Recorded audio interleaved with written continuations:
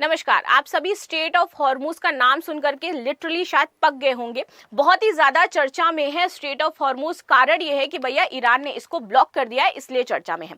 इसी बीच यहाँ पर एक खबर आई है कि स्ट्रेट ऑफ हॉर्मूज एक नया हम बनाने वाले हैं। और ये नया स्ट्रेट ऑफ हॉर्मूज हम कैसे बनाएंगे और क्या ये प्रोजेक्ट हो जाता है? तो प्रोजेक्ट का नाम है हमारे प्लोशेयर, और इस प्लोशेयर प्रोजेक्ट के द्वारा हम एक नया स्ट्रेट ऑफ हॉर्मूज बना सकते हैं और ये जो एनर्जी क्राइसिस पूरी दुनिया में है ना, इसको खत्म कर सकते हैं। तो ऐसा प्लान प्रस्तावित किया गया है। ठीक है, इससे पहले हम आगे बढ़े, आपको ये पता होगा जो आज ही मैंने आपकी न्यूज करवाई थी कि भैया यूएस अब ना सीज फायर के लिए गिड़गिड़ा रहा है ईरान के सामने कि भैया सीज फायर कर लो, बहुत ज्यादा दिक्कतें हो रही हैं, लोग हमें गाली पे गाली दिए जा रहे हैं। और इनका जो पायलट था उसको भी इन्होंने रेस्क्यू किया था। लेकिन यहाँ पर ये जो पूरी चीज हुई जो हमने डिस्कस करी, इसमें एक सबसे इंपॉर्टेंट चीज पता है क्या थी? ये थी कि भैया इन्होंने एक तो स्ट्रेट ऑफ हॉर्मूज पहले से ही क्लोज कर दिया है। अब एक इसका जो अल्टरनेटिव था, लोगों ने सोचा ठीक है अगर स्ट्रेट ऑफ हॉर्मूज बंद है तो अल्टरनेटिव वे का यूज करके हम अपने टैंकर्स को मंगा लेते हैं। वो अल्टरनेटिव रास्ता था बाब अल मंदेब का। तो ईरान ने बोला देखो वो तो हमने बंद ही कर रखा है, बाब अल मंदेब को भी अब हम बंद कर देंगे ताकि वहां से भी जो आप लोगों को ऑयल सप्लाई मिल रही है ना, 60 to 70 lakh barrel per day का जो ऑयल वहां से जा रहा है, एक तो वो भी नहीं जाएगा।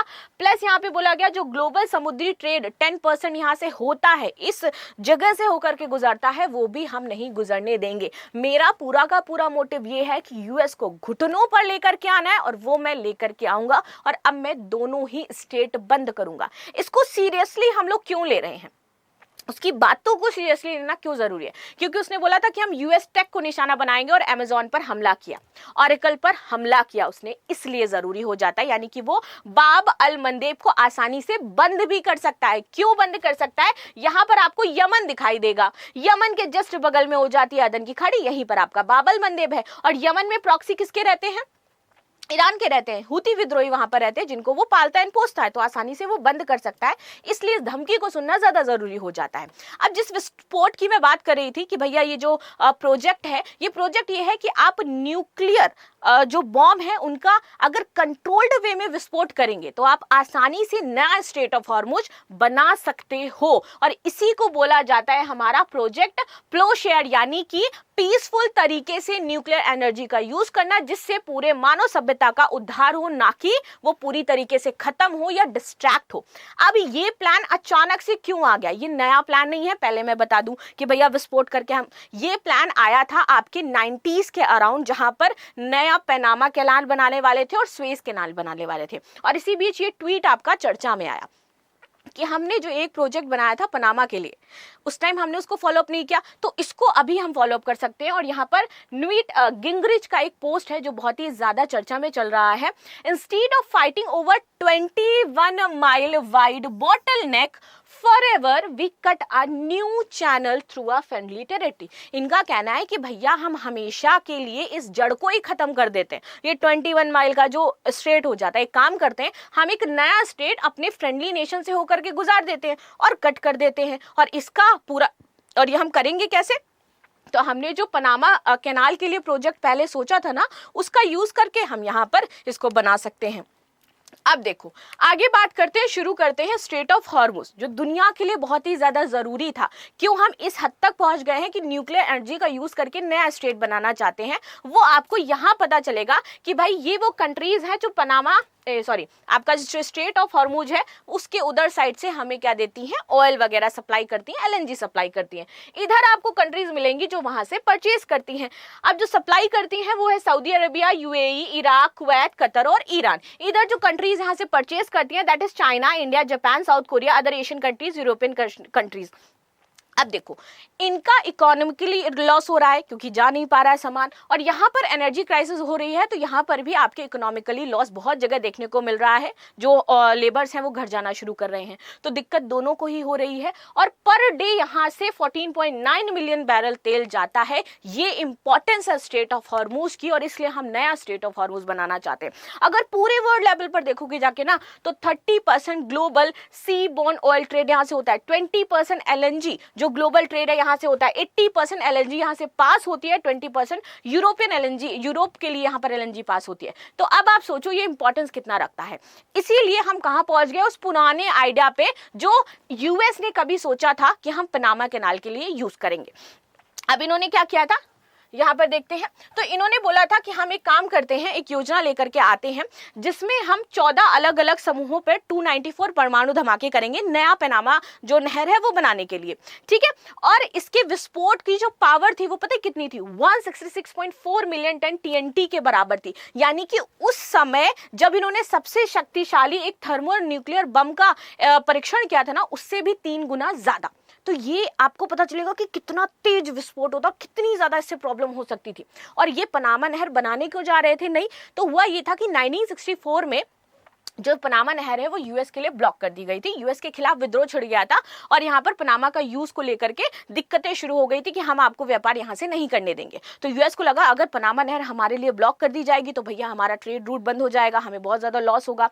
तो इसीलिए इन्होंने सोचा कि हम जो वेस्ट पनामा है और जो कोलंबिया है ना, जो ईस्टर्न पनामा है, नॉट वेस्ट पनामा, जो ईस्टर्न पनामा है और जो कोलंबिया है, वहां से क्या करेंगे, अपना नया एक पनामा नहर बना लेंगे और इस समस्या को समाप्त कर देंगे। तो जैसे ही ये प्रस्ताव लेकर के आते हैं ना, तो लोग, ये देखिए ये प्रस्ताव जैसे ही आया था उसके बाद क्या है, लोग इनका विरोध करना शुरू कर देते हैं। विरोध क्यों करते हैं, क्योंकि उन्होंने बोला कि आप अगर ये करोगे तो आपको पता है कि वहां पर उस पर्टिकुलर टाइम पे जो लोग हैं, या मान लीजिए बहुत लोगों की जाने भी जा सकती हैं, रेडिएशन से बहुत सारे लोग अपंग, जैसे हिरोशिमा नागासाकी में हमने देखा कि क्या आउटकम निकल करके आया, वैसा भी हो सकता है। वनस्पति, जीव जंतु, ये सारी समस्याएं देखने को मिलेंगी। और लोगों ने यूएस के खिलाफ ही विद्रोह करना शुरू कर दिया था, ठीक है। जब बहुत ही ज्यादा यूएस का विद्रोह हुआ ना, तो यूएस ने बोला कि ठीक है भैया, हम यहाँ पर हाइड्रोजन बम का यूज नहीं करेंगे। यानी कि प्लान जो है इनका फेल हो गया था। एक तरीके से बोला गया कि हाँ, आपको जो परमाणु बम है उसको हम यूज नहीं करेंगे। और बाद में इन्होंने अपना प्लान ड्रॉप किया और ड्रॉप करके इन्होंने खुदाई करके पनामा नहर के बारे में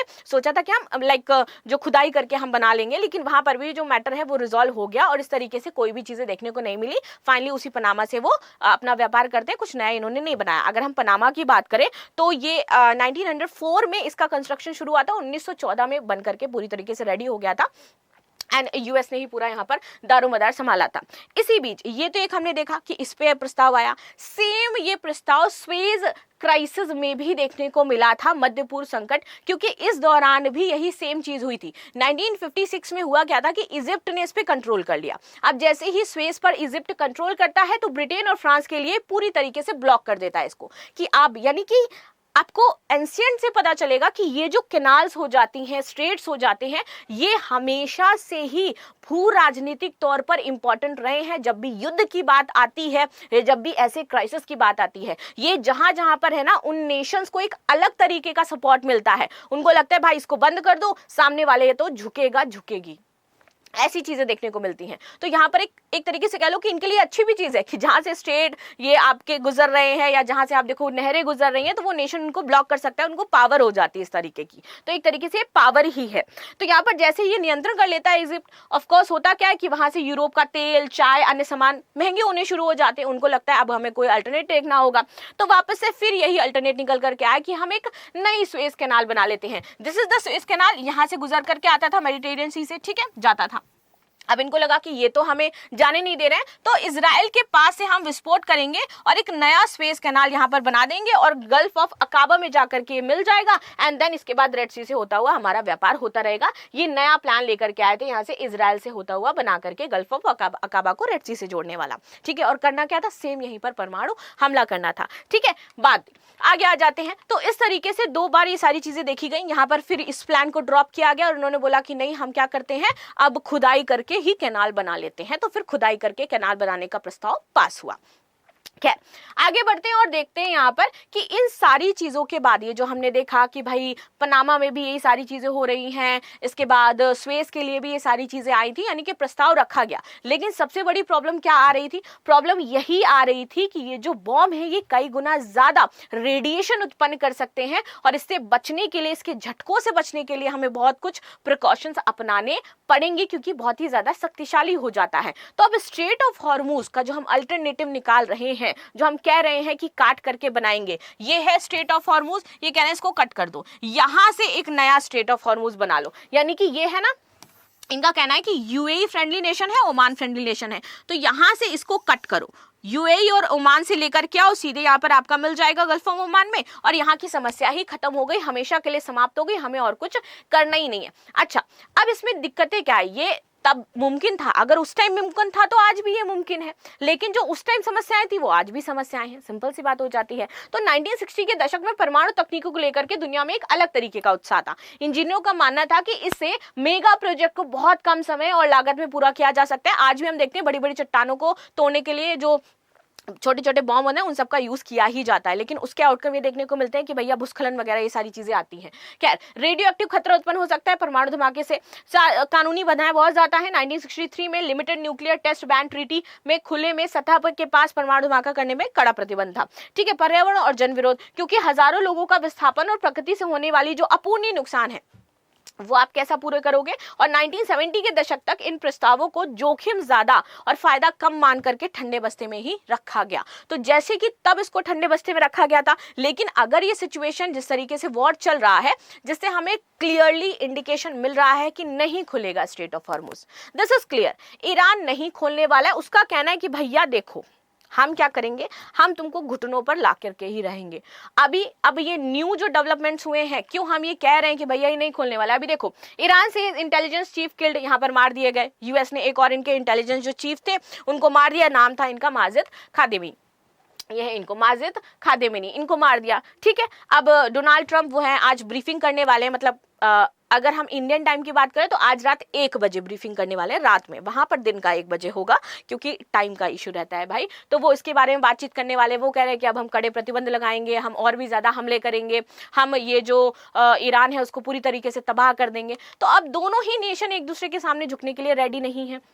और देखिए, president Trump held news conference after US airman rescue in Iran. और देखिए, 4 drones intercept over the Erbil Iraqi Kurdistan. तो इस तरीके से चल रहा है ना भाई, दोनों तरफ से ये ड्रोन्स आ रहे हैं। तेहरान का कहना है कि आपने जो हमें रिस्पांस के लिए प्रपोजल भेजा है वो हम बिल्कुल भी नहीं सुनेंगे अनटिल अनलेस आप हमारे ऊपर हमला करना बंद नहीं करेंगे। और यूएस और इजराइल हमला करना बंद नहीं कर रहे हैं, यानी कि सीज फायर नहीं हो रहा है। तो अब आप सोचो कि जब तक ये चीजें शांत नहीं होंगी, काम डाउन नहीं होंगी, स्ट्रेट ऑफ हॉर्मुज नहीं खुलने वाला। और एक बार और डोनाल्ड ट्रंप ने बोला था, जब उनसे पूछा गया कि ये युद्ध कब तक चलेगा, तो उन्होंने बोला कि जब हमने वियतनाम के साथ युद्ध लड़ा तो हमने उसको 19 साल तक लड़ा था।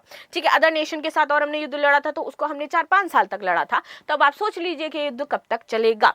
तो कोई हमें नहीं पता है क्या चीजें हो सकती हैं, मेन कारण यही है। तो शायद हमें अल्टरनेटिव तो ढूंढना ही पड़ेगा, क्योंकि अगर बाब अल मंदेब भी बंद हो गया तो हमारे पास कोई भी अल्टरनेट यहाँ पर नजर नहीं आ रहा है कि हम क्या करेंगे। तो क्या अगर इसका यूज करेंगे तो इतने सारे लोगों को लेकर के कहाँ जाएंगे, विस्थापन कैसे किया जाएगा, ये सारी चीजें हमारे माइंड में जरूर घूम रही हैं। तो चलिए, आप भी अपने दिमाग पर थोड़ा सा जोर लगाइए और मुझे बताइए कि क्या ऐसा करना चाहिए, क्या हमें परमाणु जो प्लो श्योर प्रोजेक्ट है उसको यूज करके नया स्ट्रेट ऑफ हॉर्मुज बनाना चाहिए, या फिर इसको ठंडे बस्ते में जैसे पहले 2 बार डाला गया इस बार भी डाल देना चाहिए, या फिर बना देना चाहिए कि हमेशा के लिए ये झंझट खत्म हो जाए। जो भी आपकी राय जरूर कमेंट बॉक्स में बताइएगा। मिलते हैं नेक्स्ट क्लास में, तब तक के लिए धन्यवाद। लाइक शेयर सब्सक्राइब करना बिल्कुल भी ना भूलें and thank you so much.